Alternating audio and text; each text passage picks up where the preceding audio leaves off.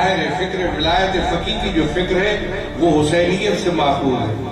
وہی فکر ہے جو سید الشہداء نے اپنے قیام میں جس فکر کو آگے بڑھایا تھا اور جن اہداف کی نشاندہی کی تھی، ان اہداف کو آج کے دور میں، یہی میں کہتا ہوں کہ سوچو، لوگ کہتے ہیں جی حسین تو 1400 سال پہلے تھے، وہ بڑا ایک دقیانوسی دور تھا. اس دور میں اس دور کو ہم کیا کریں اور اس کی سوچ کو کیا کریں؟ میں کہتا ہوں کہ حسین ابن علی نے جو سوچ دی تھی اس کو پرکھو.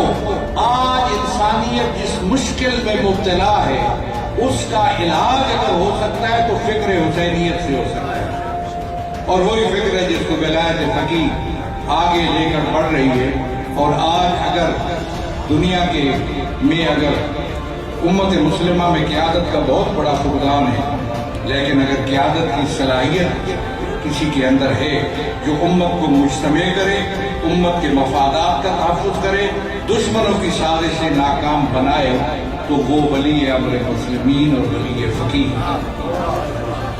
اور وہ اس لیے کہ وہ اسی حسینیت کو لے کر آگے بڑھ رہے ہیں. یہ کوئی مذہبی یا اس حوالے سے نہیں کہ ہم شیعہ ہیں اور اس تاثر میں نہیں، اس لیے کہ حسینیت ایک آفاقی فکر ہے. حسینیت تشریح ہے، تعبیر ہے پیغمبر کی سنت کی.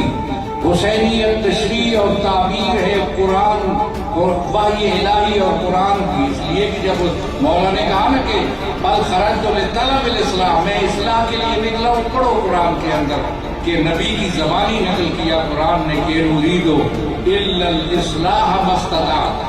میرا ہدف، نبی کہہ رہا ہے، میرا ہدف جتنا میرے بس میں ہے اتنا اصلاح کرنا.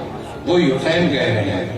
اور ادھر کہا جا رہا ہے کہ امر بالمعروف و نہی عن المنکر ہونا چاہیے، دعوت الخیر ہونی چاہیے. وہی حسین کہہ رہے ہیں. اور حسین بتا رہے ہیں کہ میں اس لیے چلاؤں کہ سیرت جدی بابی، اپنے نانے اور بابے کی سیرت کو زندہ کروں.